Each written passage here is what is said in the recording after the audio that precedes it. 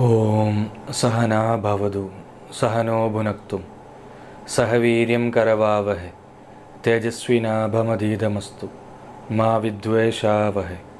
ओम शांति शांति शांति। नमस्ते। आज हम एक 14 पाठ बना रहे हैं। तो योगा का सूत्र से पहले हम छोटे छोटे इस तरह का पाठ इसलिए बना रहे एक तो लंबा होते समय कुछ लोगों को ये सुनने का एक क्षमा नहीं होते, और दूसरा मेरा समय के अनुसार थोड़ा समय मिलते समय बनाते जा रहे हैं। तो हम योगा सूत्र स्टार्ट नहीं किए उससे पहले चित्त क्या है ये उसके बारे में चर्चा चल रहा है।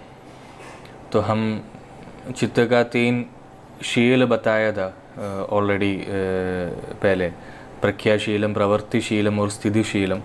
उसके बाद चित्त का जो 5 भूमिका है उसके बारे में हम स्टार्ट किया। क्षिप्तम, विक्षिप्त चित्तम, मूढ़ चित्तम, और इस तरह का जो चित्त के बारे में एकाग्र चित्तम है, निरोधम, इस तरह का 3 भूमिका के बारे में बताया। तो वो एक एक करके क्या है इसके बारे में बताएंगे। क्षिप्त भूमिका मतलब वो रजोगुण प्रधान है। क्षिप्त भूमिका रजोगुण प्रधान है। वो रजोगुण प्रधान होने के कारण वो चित्त चंचल होते हैं, अस्थिर, स्टेबल नहीं है। हम किसी से बात करते समय अगर उनका चित्त अगर आपको लगते हैं उसका चित्त क्षिप्त भूमिका में है तो फिर वहाँ उनसे फिर बात करना नहीं है, बात करना बंद करना है। क्योंकि आप जो बोलेंगे वो शब्द वो बीच में ही उनको सुन पाएगा, वो पूरा नहीं सुन पाएगा। ये क्षिप्त भूमिका का रजोगुण आधिक्य का कारण है। एक फैमिली लाइफ वगैरह आप करते समय, आप डेली लाइफ में, फैमिली लाइफ में, मैरिज लाइफ में वगैरह योग शास्त्र सीखने का गुण भी यही है। क्योंकि आपको समझ जाएगा उसका एकाग्रता, जो कंसंट्रेशन चले गया है और उसका चित्त चंचल है, तो उस समय आपको चुप रहना है। जब आप चुप रहेंगे तो वो ये सोच के शायद गुस्सा कह रहेंगे, बहस करेंगे, तुम चुप क्यों हो, और वो सोच के वो बोल के वो आपको गुस्सा करेंगे।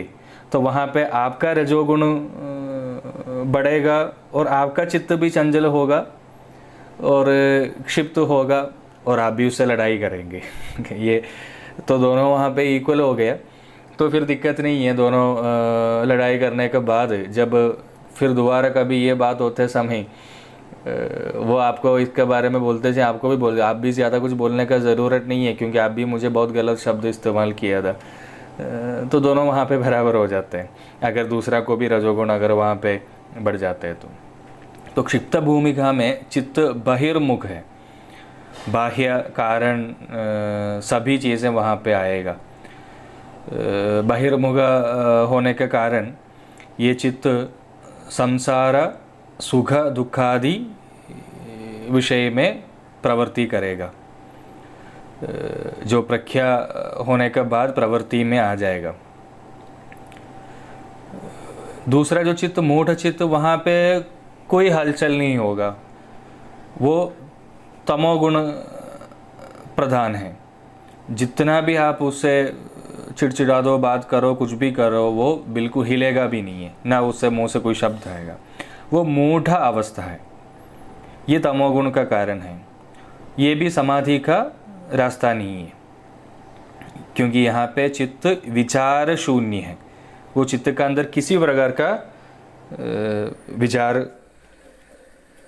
नहीं है। वहाँ पे चित्त में होने वाला ये सारा छोटे छोटे इस तरह का भूमिका का चेंज में, चित्त में होने वाले ये सारा चेंज, इसके साथ हमारा शब्द और मन, हमारा वाणी और मन भी होते समय वहाँ पे शरीर का अंदर का जो हॉर्मोन्स है वो तुरंत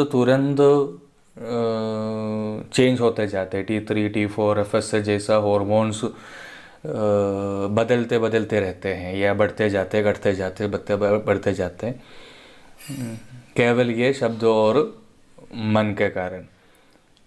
आज के समय में जो थायराइड नहीं है ऐसा फीमेल्स को देखना मुश्किल है, PCOD जैसा प्रॉब्लम नहीं है ऐसा लोगों को देखना मुश्किल है। ये सारा का एक शुरुआत यहाँ से है। तो मूढ़ चित्त तमोगुण आधिक्य के कारण विचार शून्य होगा और उस समय कृत्य अकृत्य विवेचन नहीं होगा।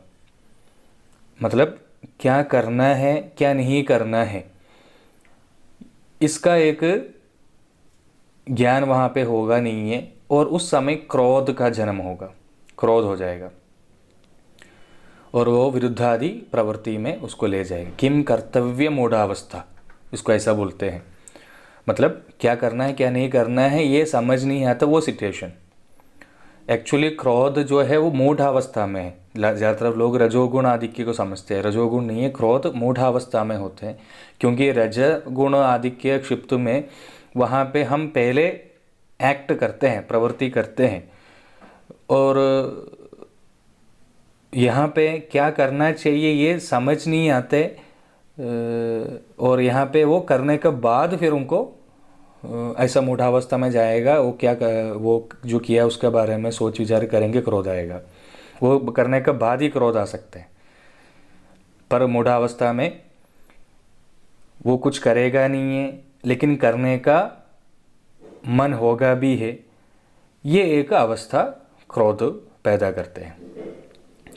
और कुछ ज्ञानी लोग हैं, ये सारा चीज़ पता होते हुए भी, चित्त का ये सारा प्रवृत्ति पता हुआ भी योगी लोग या ज्ञानी लोग हैं, पंडित लोग हैं, ऐसा वो शायद क्रोध वगैरह करेंगे। वो मूढ़ अवस्था नहीं है, क्योंकि वहाँ पे किम कर्तव्य मूढ़ अवस्था नहीं है वहाँ पे।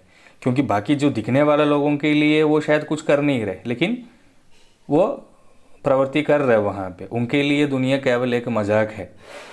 ये उनके लिए इससे कोई लेना देना नहीं होता। वो कभी क्रोध भी करेंगे, वो भी करेंगे, उससे कोई मन में चित्त का अंदर तो कभी वो जाएगा नहीं है। ऐसा ज्ञानी लोग तो आजकल तो देखना मिलना बहुत मुश्किल है। चित्त का जो तीसरा भूमिका है वो है विक्षिप्त चित्तम। विक्षिप्त चित्तम सत्व गुण प्रधान है। सत्वादि के निमित्त वहाँ पे दुख साधन को छोड़कर केवल सुख साधन जैसा शब्दादि विषय में वो प्रवृत्ति करेगा।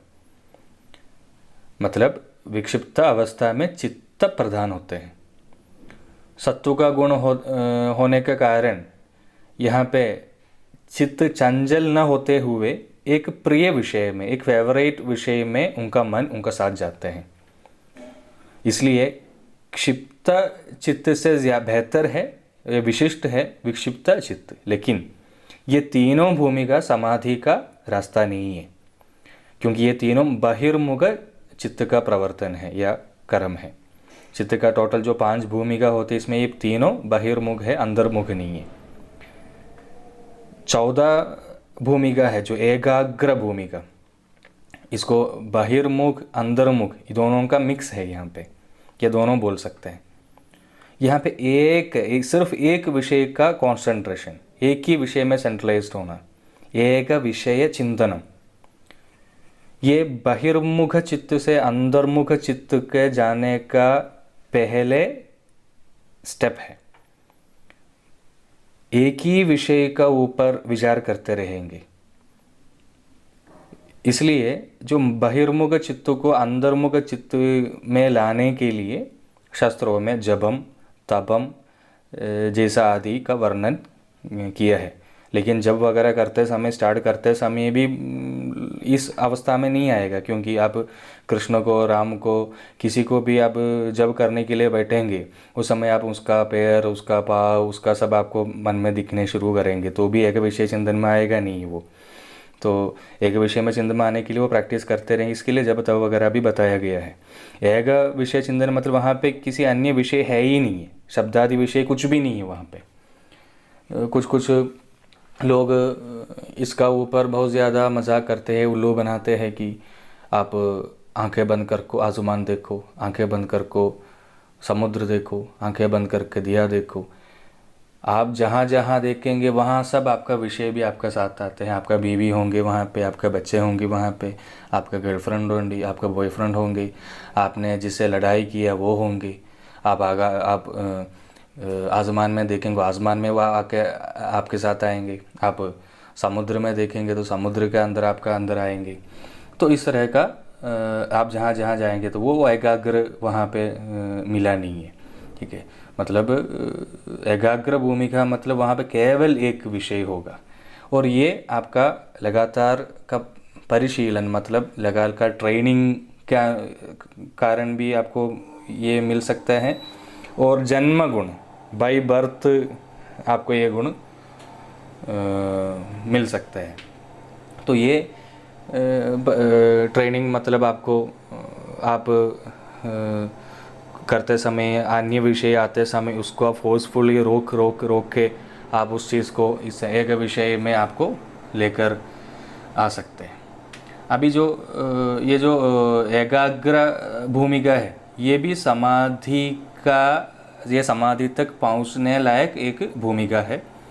ये योग साधना में एक इम्पोर्टेंट भूमिका है। पांचवा भूमिका वहाँ पे बाह्य विषय कुछ भी नहीं है, किसी भी प्रकार का वृत्ति नहीं है, सारा वृत्ति को निरोधन करके, एक विषय भी नहीं है वहाँ पे, उसको भी निरोधन करके सर्ववृत्ति निरोधन होते हैं, वो है निरुद्ध भूमिका। योग मतलब इसको बोलते हैं पतंजलि योगे चित्त वृत्ति निरोध, ये जो बताया है वो ये एक अवस्था के लिए बताया। यहाँ पे किसी भी प्रकार का वृत्ति है ही नहीं है, चित्त के अलावा वहाँ पे और कुछ भी नहीं है। और केवल चित्त मतलब वो प्रकाश्य है, वो प्रकाश करने वाला है।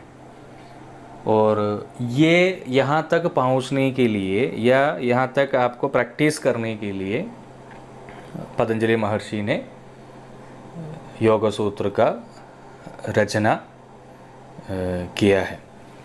और आप पतंजलि योग सूत्रम पढ़ते समय वहाँ पे केवल अधियोगानुशासनम से लेकर केवल सूत्र बताते हैं, ये सारा विवरण नहीं बताते। ये तो हमको वाचस्पति मिश्र का तत्व वैशार्यधि में ये सब एक्सप्लेन किए हैं, इसलिए हम तत्व वैशार्यधि के अनुसार इसको आगे बढ़ेंगे। और अगले ऑडियो से हम अधियोगानुशासनम से लेकर हम एक एक सूत्र को एक्सप्लेन करते करते जाएंगे, वाकई में वो सूत्र हमें क्या बता रहे और आपको क्या समझना है, ये हम एक्सप्लेन करते करते जाएंगे।